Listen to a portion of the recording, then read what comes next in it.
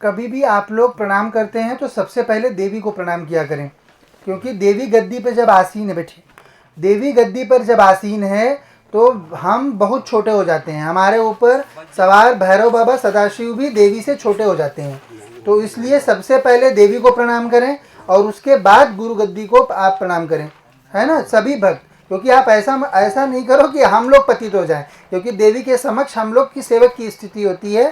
तो इसलिए सबसे पहले देवी को प्रणाम करना चाहिए।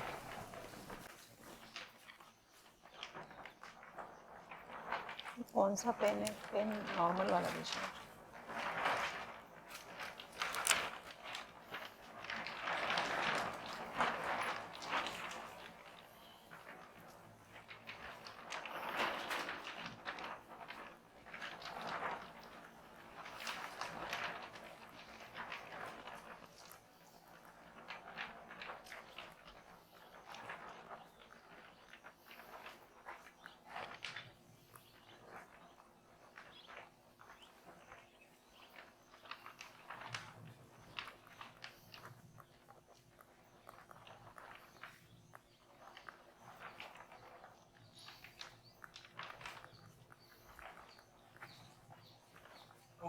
अंदर ना जाने दो।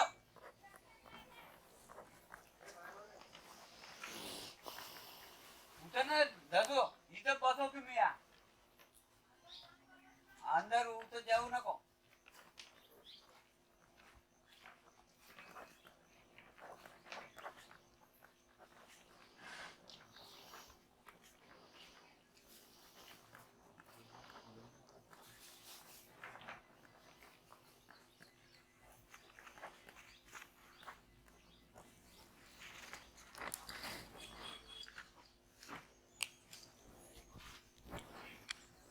क्या प्रश्न है बेटा? प्रश्न क्या प्रश्न है आपका? स्वास्थ्य मतलब ठीक नहीं रहता, स्वास्थ्य ठीक नहीं रहता ना?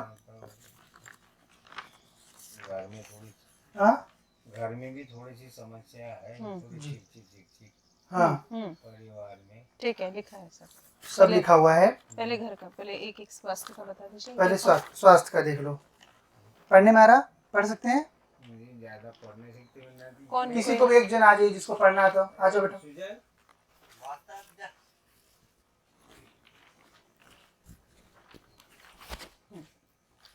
बैठ जाइए, यहाँ पे बैठ जाइए। इधर इस तरफ बैठिए। श्रेयरी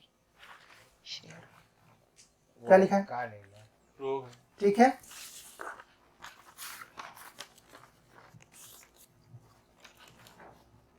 रोग चल रहा है, काफी वर्षों से चल रहा है। सही, एकदम एकदम 100% सही। दोनों पर्चे में सेम बात जी।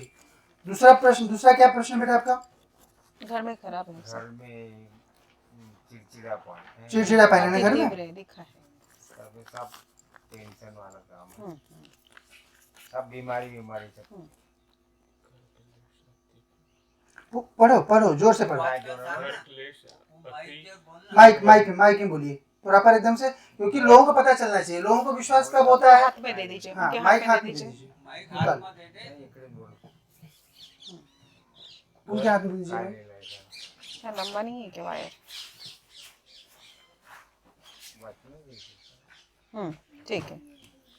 घर क्लेश है, अति तीव्र है, बराबर लिखा हुआ है।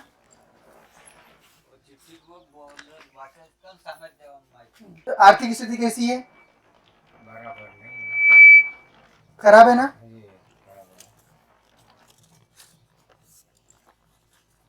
ठीक है। आर्थिक स्थिति, आर्थिक तंगी है, ठीक है, एकदम सही। ठीक है, 2 बार इसमें पर्चे में सेम ही चीज आया है। ऊपर वाला पॉइंट पढ़ो। आर्थिक तंगी कई वर्षों से चल रही है। सही है, एकदम सही। और क्या प्रश्न है आपका?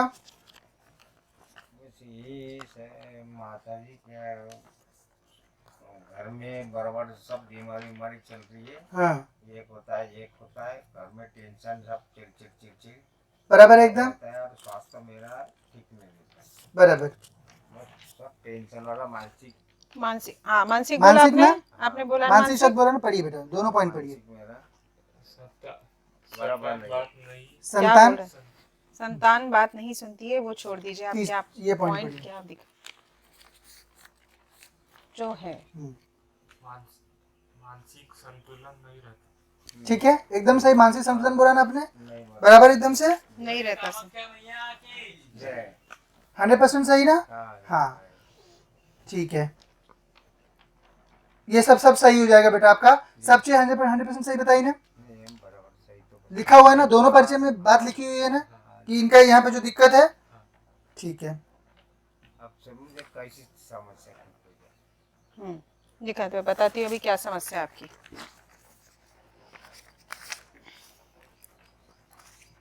सब ठीक होना चाहिए। बिल्कुल सब ठीक हो जाओ।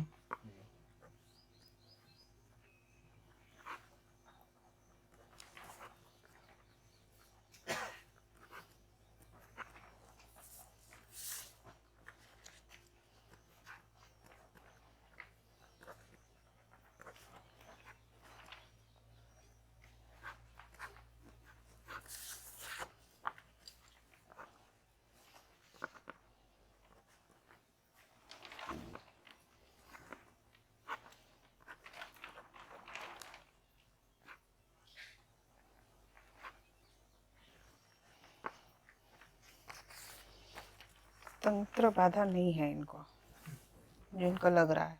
जी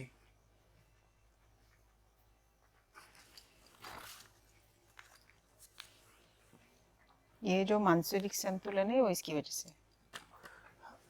आपके घर में जो मूल समस्या आ रही है वो यह आ रही है कि कुल देवी जो है वो आपके यहाँ स्थान पे नहीं है।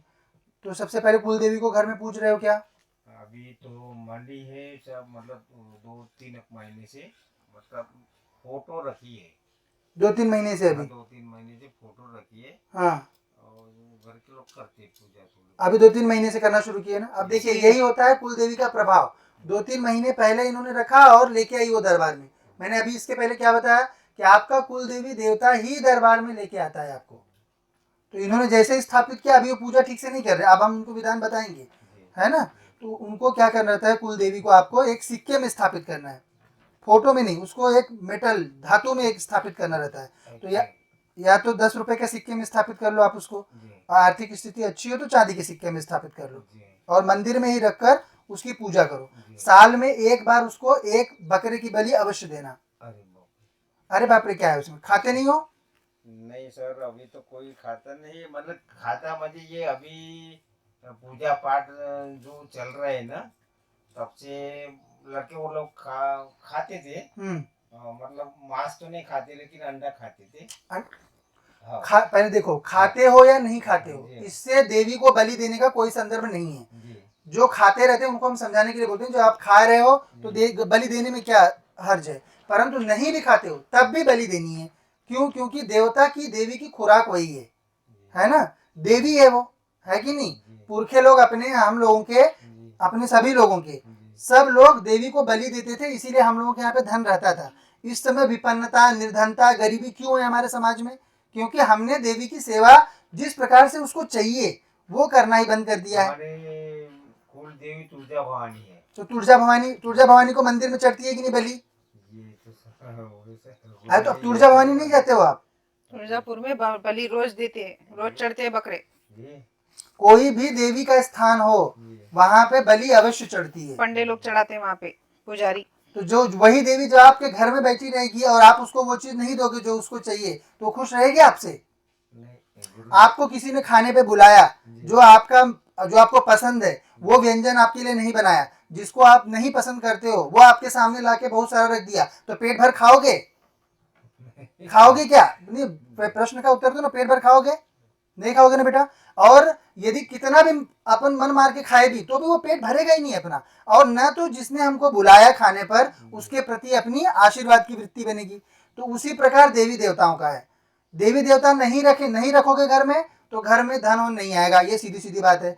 उसको रख कर संतुष्ट नहीं रखोगे, फिर वो नैया तो आपकी चलाएगी, लेकिन वैसी व्यवस्था नहीं होगी जैसी कि होनी चाहिए, जितना वो कृपा कर सकती है। अगर उसकी कृपा अच्छे से चाहिए तो बिना मन में कुछ सोचे, अपन नहीं खाते उससे कोई मतलब नहीं है, पड़ोसी नहीं खाता उससे कोई मतलब नहीं है, परंतु देवी को चढ़ना चाहिए। अच्छा। साल में एक बार उसको बलि अवश्य देनी है ना। अब मतलब उसको ऐसे छोड़ दो क्या, कटाई कर कटाई छोड़ना वोड़ना नहीं होता है, काट के जीव देना है उसको। जीव देना है। हाँ, उस देवी को जीव जब दे देते हो तो वही जीव देवी के मंडल में जाकर देवी की शक्ति बनता है, वही जीव वापस आकर इस भूलोक पर मनुष्य जन्म लेकर धर्म कर्म के कार्य करता है। तो अगर आप बलि नहीं दोगे तो क्या होगा, आप वो बकरा नहीं बचेगा, बकरे की बलि कहीं ना कहीं चढ़नी है। ये घर में देना पड़ेगा गुरुजी? कहीं पे मंदिर में दो, घर पे दो, कहीं भी दो। मंदिर में बहुत ज्यादा पैसा ले रहे तो घर पे दो, क्योंकि बकरा 8,000 का आता है, मंदिर में बोल रहे 20,000 दो, तो घर पे बलि करो उसको, कोई दिक्कत नहीं है उससे। देवी का आवाहन करना कोई भी कर सकता है, उसमें कोई विधान नहीं है कि हाँ इसी से करवाना है। सामूहिक भी होता है और सामूहिक भी होता है, मतलब आप जैसे जिन लोगों की तुलजा भवानी हो, हाँ। कुलदेवी, तो 5-7 लोग मिल जाओ, 1,000 रुपए 1,500 रुपए कंट्रीब्यूशन होगा आपका, साल में एक दिन उसका बढ़िया कार्यक्रम कर दो अच्छे से बलि का, है ना। तो क्योंकि कितने भी हम निर्धन है, एकदम गरीब रहे, 3,000 रुपए भी कमाते हो तो भी अपन अगर 100 रुपए निकाले हर महीने का, तो साल भर में 1,200 रुपए निकल जाते। 5-6 परिवार मिलकर आराम से एक बलि हर साल कुलदेवी को दे सकते हैं कि नहीं। अब 3,000 से कम तो कोई नहीं कमा रहा पुरुष इस समय में, है ना। अभी तो मैं बीमारी थे तो मैं तो कुछ भी नहीं कमाता, लड़के कमा रहे हैं ना, तो उनको सिखाना है अपने को, ठीक है। और आपकी बीमारी वगैरह ये सब सही हो जाएगी धाम की कृपा से।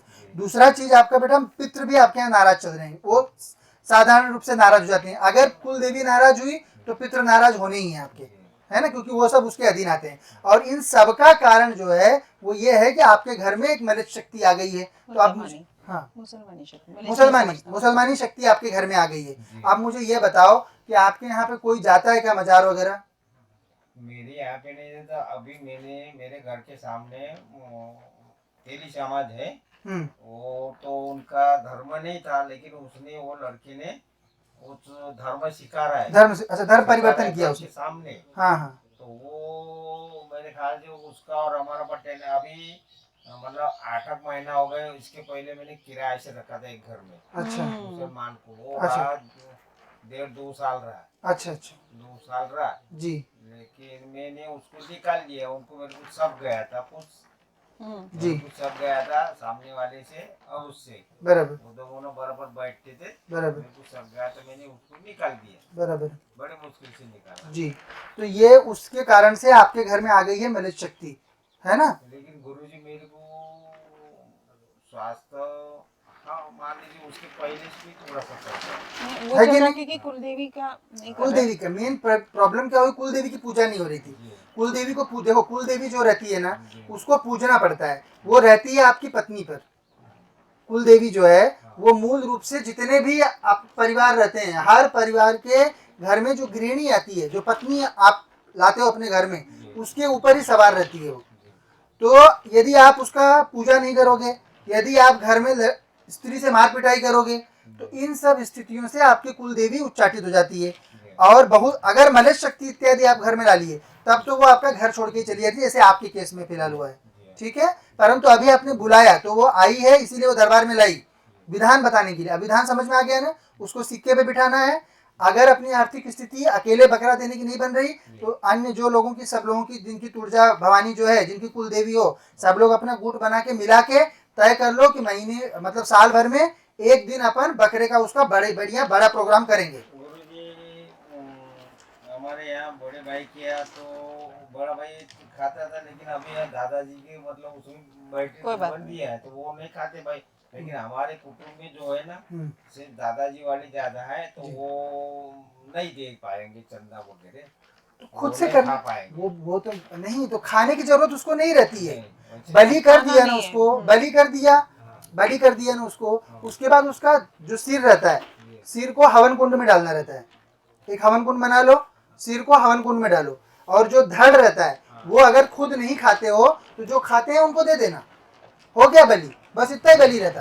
सिर्फ सिर लेती है देवी, बाकी देवी को सिर्फ सिर चाहिए, सिर, क्योंकि वो जीव जो रहता है वो जीव को ले लेती है, वो उसमें से सिर कोई खाता भी नहीं है, जो लोग खाते होंगे वो भी सिर तो नहीं खाते हो ना, कोई भी जो खाते होंगे तो धड़ ही खाते हैं, तो वो धड़ जो खाता है उसको दे देना, अगर खुद नहीं खाते तो भी, ठीक है। तो क्योंकि इसमें मार्ग में कोई रोड़ा नहीं है, पैसा इकट्ठा करना कोई बहुत बड़ी प्रॉब्लम नहीं है, 7,000 रुपये लगता है सिर्फ उसमें साल भर में, है ना। अगर नहीं खाते हैं तो उसको खाने की जरूरत नहीं है आपको, आप उसको जो है जो खाता है उसको दे दो, कोई तो कोई खाता होगा, आप जैसे समाज में अनेक लोग रहते हैं, सब खाते ही है लगभग, जो समाज खाता है उसको दे देना अपन काट के। अपनी देवी को बलि चाहिए, वो जानवर से मतलब नहीं, उसको जीव से मतलब है, ठीक है। और वो तो आप नहीं चढ़ाओगे तो कोई और चढ़ाएगा, वो नहीं करेगा तो कसाई के यहाँ कट के रेस्टोरेंट में बनेगा, उसको तो जाना ही है ना, उसका तो जन्म ही उसी लिए हुआ है। पर हम उसकी यात्रा को सही कर सकते हैं, अगर हम उसको देवी के मंडल में डाल देंगे तो उसकी यात्रा अच्छी हो जाएगी, कि वो जीव तुरंत मनुष्य जन्म प्राप्त कर लेता है थोड़े ही समय में, और नहीं तो फिर 84 लाख की यात्रा करेगा, तो अपन उसका भला कर दे रहे हैं और हमारा भी भला हो जा रहा है। क्यों? कि हमारी देवी प्रसन्न हो जाती है कि मेरे बच्चे ने लाकर 7,000 रुपये मेरे लिए डाला मेरे सेवा में, है कि नहीं, तो वो सेवा स्वीकार कर लेती। सब 100% सही बताया बेटा, सब चीज लिखा था ना बच्चे का प्रॉब्लम। और जो आपको लग रहा है तंत्र मंत्र किसी ने किया है, तो तंत्र मंत्र वगैरह नहीं किया है किसी ने आपके ऊपर, ठीक है। हाँ, ये कुल देवी के कारण हो रहा है सब दिक्कत। लेकिन अभी गुरुजी आपने बताया मुसलमानी शक्ति आए जी, और पितर उसका बताया तो वो कैसा किया है? ये सब सही हो जाएगा, ये धाम से सही हो जाएगा, पेशी करो सर। पितृ इनका रुष्ट है, इनके पितृ रुष्ट है। आपके पितर रुष्ट हैं, जी हाँ, तो पितर रुष्ट होने के लिए एक चीज कर सकते हो आप, 1.5 किलो आटा लो, 1.5 किलो आटा आदमी गूंथो उसको, और पास में से जाम नदी बहती है तो जाकर दक्षिण की ओर मुंह करके छोटी छोटी गोली बनाकर उसको नदी में डाल दीजिए आप, तो उससे पितर उसको ग्रहण कर लेते हैं, पुष्ट हो जाते हैं और दरबार की कृपा से वो सही स्थिति में आ जाएंगे। पर कुल देवी सुधारना जरूरी है, क्योंकि कुल देवी नहीं सुधरेगी तो पितर रुष्ट रहेंगे, पितर रुष्ट रहे तब भी कुल देवी सही रह सकती है, लेकिन अगर कुल देवी रुष्ट हुई तो पितर 100% रुष्ट होते हैं, ठीक है। हाँ, ये सब विधान होते हैं बेटा। अभी वो फिर मुसलमान की शक्ति आई वो तो निकाल वो यहाँ से बच जाएगी दरबार से। फिर पेशी करो, पीछे आके बैठ के, अभी जब करना घर पे भी जब करना है, और 21 पेशी करनी है, पीछे आके बैठना है, वो सही हो जाएगा, ठीक है। कोई क्रिया वगैरह आदेश नहीं, ठीक है, फिलहाल कुछ नहीं। फिलहाल कोई आपकी जब बस अर्जी लगा लो और मंत्र करो।